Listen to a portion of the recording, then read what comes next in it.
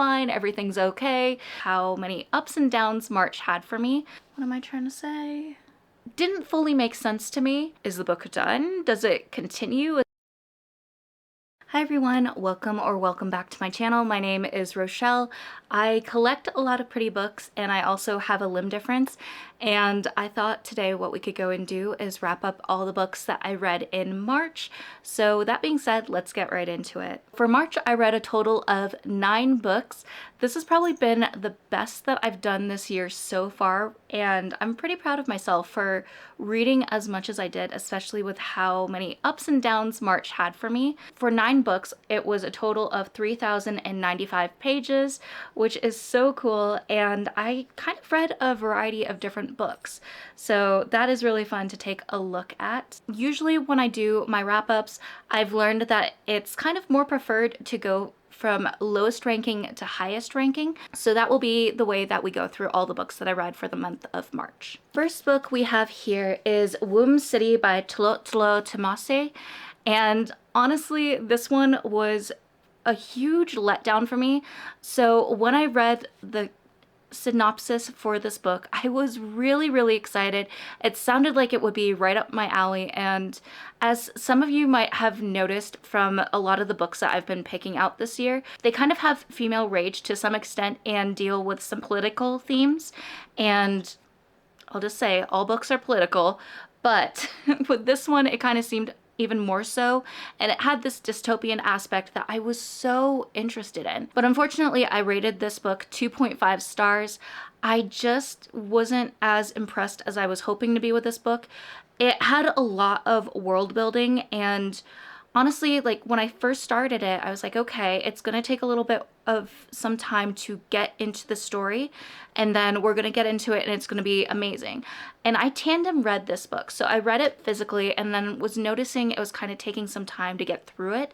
So I ended up going and listening to it as an audiobook as well. And I was struggling doing both. It was so hard to keep track of a lot of things. So with this one, the main character, she's a body hopper, and basically what happens is there's these souls that will be on a wait list and eventually might get to go and be placed into a body. But there's also this aspect that if your body has committed a crime at some point, that person will be microchipped and kind of be under a magnifying glass in case if they do something wrong. There is a lot of really heavy themes in this book, such as patriarchy, and also some trigger warnings, some very extensive trigger warnings, such as assault, so SA, and then there's also miscarriages and infertility. This book has a lot of different themes, and like I said, I wanted to be impressed by this book. I really wanted to love it, but it just went over my head. I might try to give this book another chance at some point and reread it, but for now, the way I felt on this book was pretty disappointed. The next book that I rated 2.5 stars was For You and Only You by Kepnes. As you might have seen in my unhaul video, I am trying to go and get rid of a lot of books that I just didn't vibe with. I didn't really enjoy reading. However, there were some books that I did want to continue reading just to finish the series and know what happens. So For You and Only You, I don't have this book physically in my unhaul list or anything like that, but I did start using Everend, and I was able to go and listen to this book as well as You Love Me, but I'll talk about that one later. And I was able to go and listen to that book and finally know what happens with Joe's storyline. I won't, of course, go and dive too deeply into it because I don't want to do any spoilers, but with this one, Joe goes to Harvard and you'll get to hear about his love life in that. It was nice getting to go and listen to it versus reading it. I feel like listening to Joe Goldberg and his entire story is more enjoyable in audiobook form versus going and reading it. So I am glad that I was able to go and read the 4th book and get it off of my list. You Love Me by Kepnes. So this is book 3, and like I was saying earlier, I did go and listen to it on Everend. Hi everyone, editing Rochelle coming in. So as you're hearing me say, I did go and listen to some books on Everend, And I just wanted to mention that this portion of the video is kindly sponsored by Everend. I've been really wanting to get back into audiobooks, and last month with a lot of highs and lows happening, it was sometimes really difficult for me to go and pick up a physical book to read. So having Everend, it allowed me to go and unlock a book, and I listened to them while working or while going and doing chores and cleaning up around the house. Everend is a subscription-based service that gives you access to both millions of ebooks as well as audiobooks. Some of us might be familiar with only getting 1 credit to go and unlock a book, or only getting a certain allotted time to go and listen to a book. With Everend, you get the ability to have a total of 3 credits to use to unlock premium titles. So even recently released books are available for you to go and get on Everend. I recently was able to go and use one of my remaining credits to unlock The Buffalo Hunter Hunter by Stephen Graham Jones, and I was listening to it while going and doing some chores around the house, and it was so good. Everend was kind enough to go and give me a link that you all can go and use to get a 30-day free trial to go and try out some books on Everend as well, and I hope that you enjoy it. Thank you again, Everend, for going and giving me a link so I can go and share books with my community and let them go and try out the app as well. And this one I did rate 3 stars. I did enjoy it a little bit more. I feel like the love interest in this one was a little bit more likable, but you know, Joe and his shenanigans. I'll leave it at that because I don't want to do any spoilers. They Bloom at Night by Trang, Tran. And this one was one of my very first physical ARCs that I've ever received in the mail. So I was so excited to go and get this from Bloomsbury.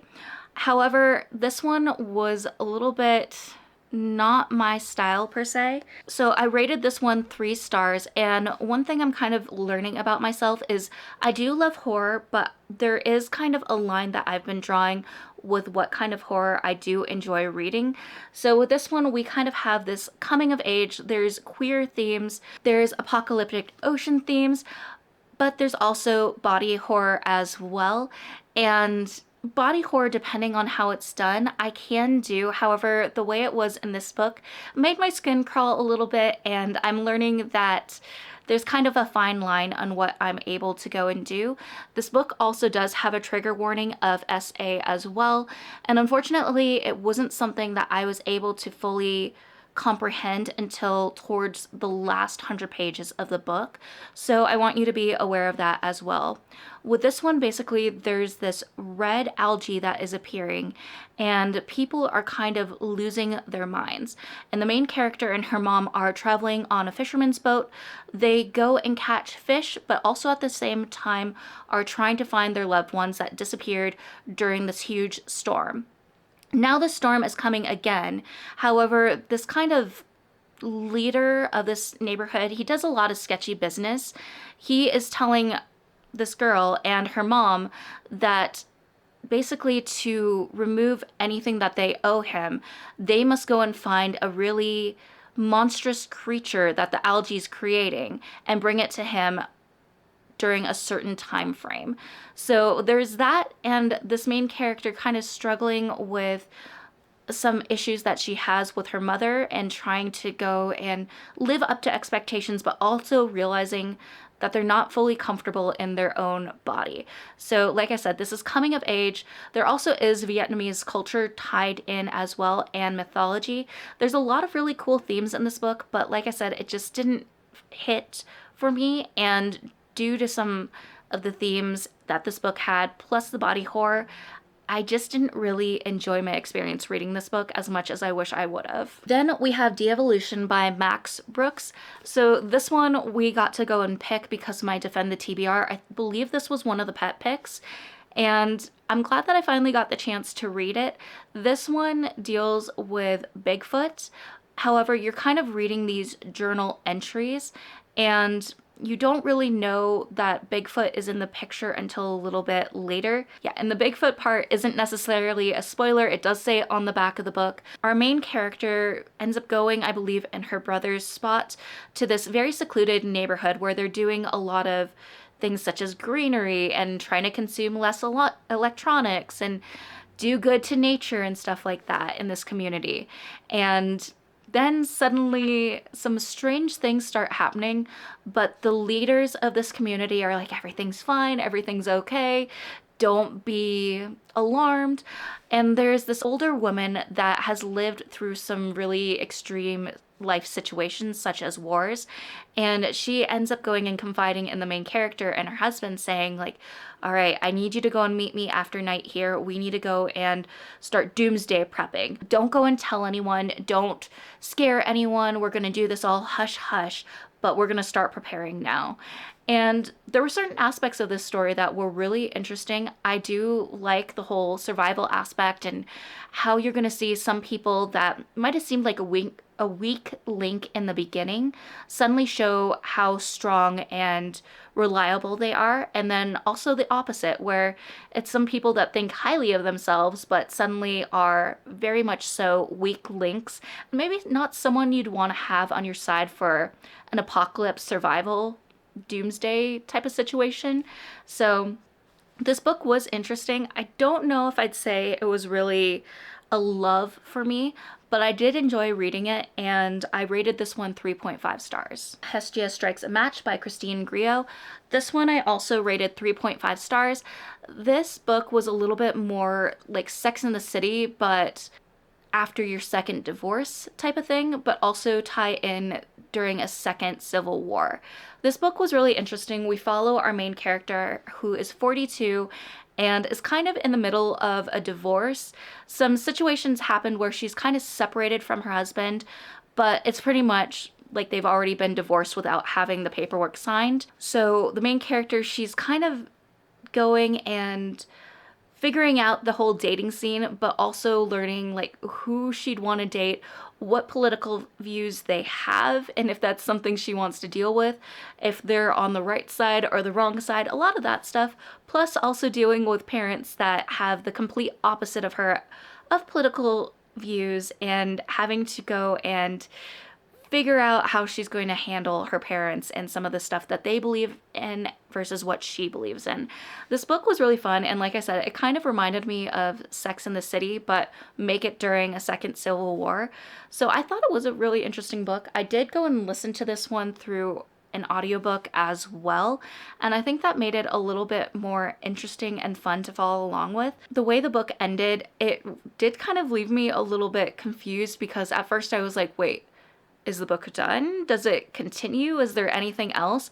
So I do think the way it ended left me wanting more and more of a resolution, instead of just being like, okay, I'm done writing, I'm done with the story. But overall, I think it was a fun read and I did enjoy it. The next book I had was Spring Fling by Annie England Noblin, and this one was a book that I did have on my NetGalley. This was a cute little story where it was a second chance romance in a small town. Our main character, she was kind of in love with her best friend, and the best friend seemed to also have feelings for her. However, he ended up going and moving right after senior graduation. The two kind of drifted apart and lost touch with each other, but then suddenly the best friend ends up going and moving to town, and suddenly both friends are reconnected and kind of going and realizing that the spark is still there. They both really had strong feelings for each other, and they're going to give it a chance. However, the best friend is only there for a short amount of time because he is working on selling his childhood home and really wants to wash his hands of the small town and has no interest in staying around. This book was really cute, and I think personally for myself, I really love small town romances. I'm not someone that loves romance books. It's not something I usually go out of my way for, but I do really love small town romances. It's so nostalgic for me, and I just had a fun little time. It might not be a book for everyone. There is spice in it, but I enjoyed myself. I rated this book 4 stars. You Shouldn't Have Come Here by Jeneva Rose. I also rated this book 4 stars.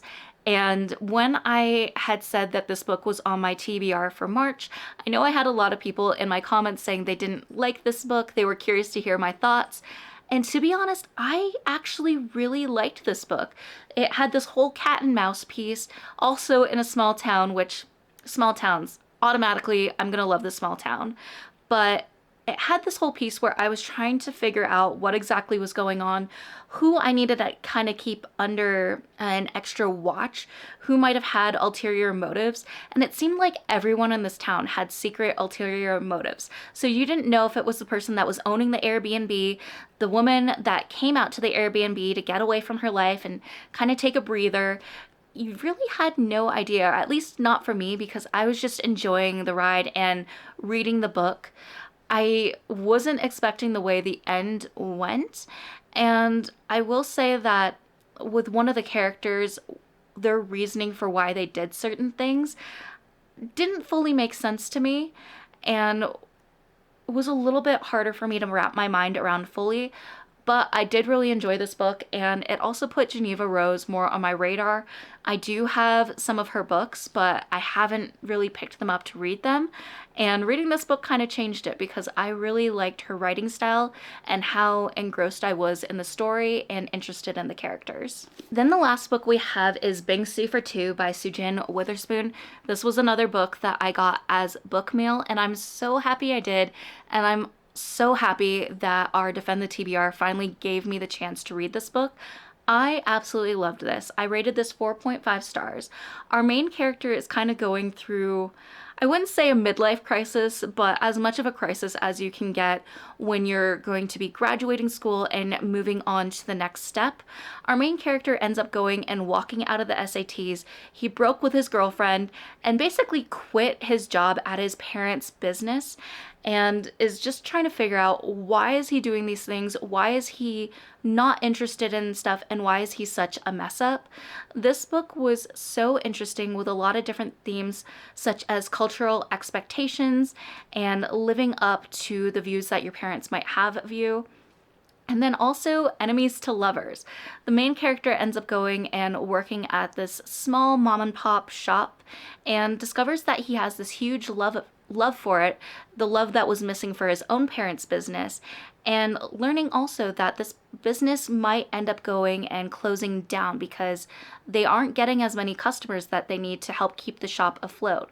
So he kind of develops this plan to go and help them through social media, which kind of happened by complete accident, but also ends up being something that links him to the store owner's daughter and having to do a fake romance.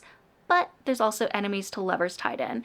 This was so cute, and I will go and say that this book made me crave Bingsu, and I've gotten Bingsu twice this month, if that gives you any idea how much I craved it after reading this book. But it was so cute. I absolutely loved it. This was the author's debut, and I can't wait to go and read everything else that she has. But yeah, I absolutely love this, and the only reason I didn't rate it higher was just a few little nitpicky things on my part with some miscommunication that always tends to bother me, and it made sense, but also frustrated me. Those were the 9 books that I read for the month of March. I'm really proud of myself with the fact that I was able to read that many books, and one of them being because I was able to listen to them as an audiobook, so I was able to go and multitask, especially when I was dealing with some funk that wasn't making it easy to go and pick up and read a book. If you have read any of these books, I'd love to hear your thoughts down below in the comments, or if you're planning on picking them up soon, I'd love to know what might have pulled you into wanting to pick up that book as well. And as always, if you maybe want to leave a like, maybe go and subscribe to show that you're enjoying my content and being here on my channel. That would also mean so, so much to me. But as always, I just want to say I love you all so much, and always remember that you're worthy and capable of amazing things. Bye.